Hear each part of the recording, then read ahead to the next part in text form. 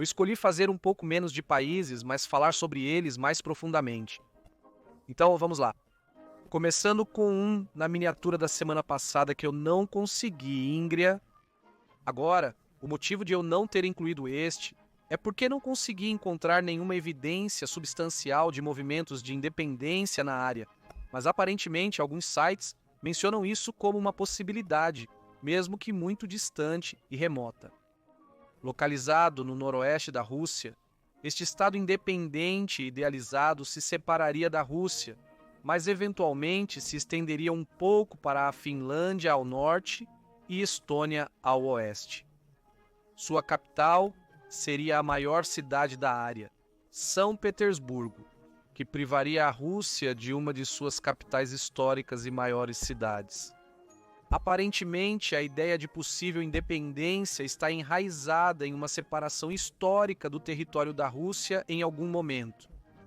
Parece que, durante o tempo da República de Novgorod, um estado russo medieval que existiu do século XII ao XV, os líderes de Novgorod estabeleceram uma aliança com os suecos.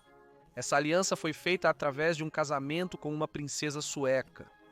Como resultado, a área de Íngria foi concedida à princesa e governada por jarls suecos, com alguma autonomia da República de Novgorod. Além disso, na parte finlandesa, houve um estado independente de curta duração chamado República do Norte da Íngria, de 1919 a 1920, que na época se separou da Rússia bolchevique após a Revolução de Outubro. Além disso, os ingrianos foram reconhecidos pela União Soviética como uma nacionalidade única. Seria legal ver um novo estado surgir nesta área, mas não acho que os russos estariam interessados em perder São Petersburgo. Mudando para a América, Quebec. Quebec tem lidado com um movimento de independência há muito tempo. Alguns argumentam que o primeiro evento foram as rebeliões do Baixo Canadá, em 1837, onde os quebecóis se revoltaram contra os governantes coloniais britânicos. Minha suposição é que as raízes estão de fato nas diferenças culturais entre ela e o resto do Canadá, já que foi colonizada pelos franceses, ao contrário da maior parte do resto do país, que foi colonizada pelos britânicos. Na verdade, suas reivindicações por independência são algo assim: uma cultura única, uma maioria de falantes de francês de 78% e uma grande porcentagem da população católica romana, ao contrário da maioria protestante nacional. Os movimentos de independência argumentam que a melhor maneira de preservar sua identidade é através da independência. Há também uma justificativa histórica de que Quebec deveria ser independente, porque a Nova França foi conquistada pelos britânicos em 1763. Argumenta-se que o povo de Quebec são descendentes de um povo conquistado que tem direito à sua soberania nacional. Havia até alguns rumores que diziam que eles se candidatariam a ser um estado dos Estados Unidos da América se a independência fosse concedida, o que não faria sentido, já que seus argumentos para a independência vão contra essa ideia. Isso provavelmente não é verdade. De volta à Europa, Bretanha. No noroeste da França, há uma península onde alguns de seus habitantes também querem independência. A Bretanha é considerada uma das 6 nações celtas, juntamente com a Cornualha, Irlanda, Ilha de Man, Escócia e País de Gales.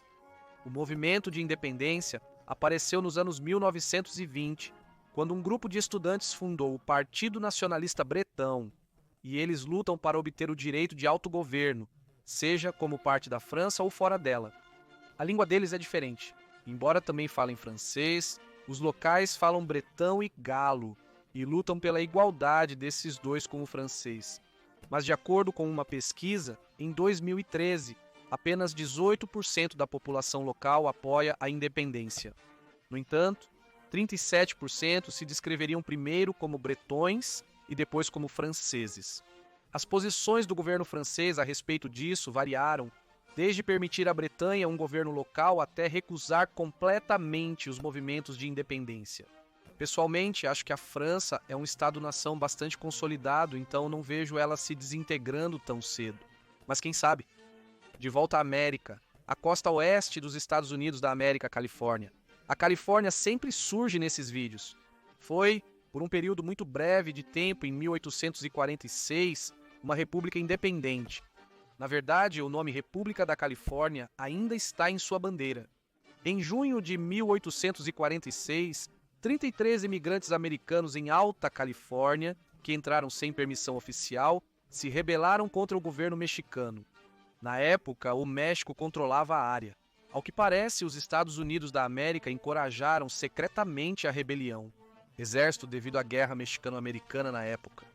3 semanas depois, o exército da nova república, de cerca de 200 homens, foi incorporado ao Batalhão da Califórnia dos Estados Unidos da América, juntando-se à União de forma não oficial e tornando-se um Estado membro pleno em 1850. No entanto, apesar de ter durado apenas cerca de 3 semanas, a semente da independência foi plantada na Califórnia. Recentemente, houve algum impulso para movimentos que defendem a ideia de saída da Califórnia.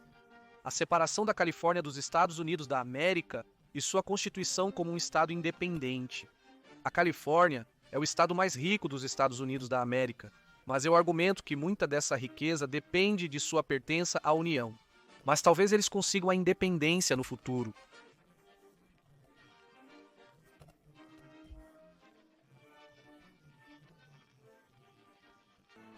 O venetismo é conhecido como o conceito de promover a redescoberta da República de Veneza, e existem tradições, cultura, língua e exigem mais autonomia ou até mesmo independência da Itália. Em 1886, o Reino de Lombardia-Veneza votou em um referendo para se juntar à Itália, mas muitos apoiadores da independência, até hoje, recusam a validade do referendo e exigem que um novo seja realizado. Em 2014, o governo local pressionou por um novo, mas o Tribunal Constitucional italiano considerou ilegal. Em vez disso, eles votaram pela autonomia. Com 57% da população votando, 98% votaram sim, e o governo central começou as negociações com Veneza para conceder-lhe mais autonomia. Este novo país incluiria todos os territórios da histórica República Veneziana, além de alguns outros ao redor que nunca foram totalmente parte da República, mas são de cultura veneziana neste ponto. Curiosamente, o venetismo também é referido como a oposição local à ideia de outro movimento de independência, a Padânia, um estado independente idealizado no norte da Itália. As raízes do movimento de independência estão certamente no fato de que eles costumavam ser independentes, especialmente como a República de Veneza La Serenissima. A República de Veneza era uma cidade-estado, uma república marítima e uma das principais potências econômicas europeias durante a Idade Média e o Renascimento. Então, quem sabe, talvez vejamos um renascimento da República em breve. A seguir, Trácia Oriental. Este é meio que como o primeiro, embora eu acho ainda menos provável em termos de probabilidade e menos presente em termos de movimentos de independência. Aparentemente, existe algum tipo de movimento que defende a independência desta área e sua separação da Turquia. A Turquia é um caso estranho de um país que está em 2 continentes. A maior parte dela está na Ásia e uma pequena parte na Europa. A Trácia Oriental é a parte europeia da Turquia.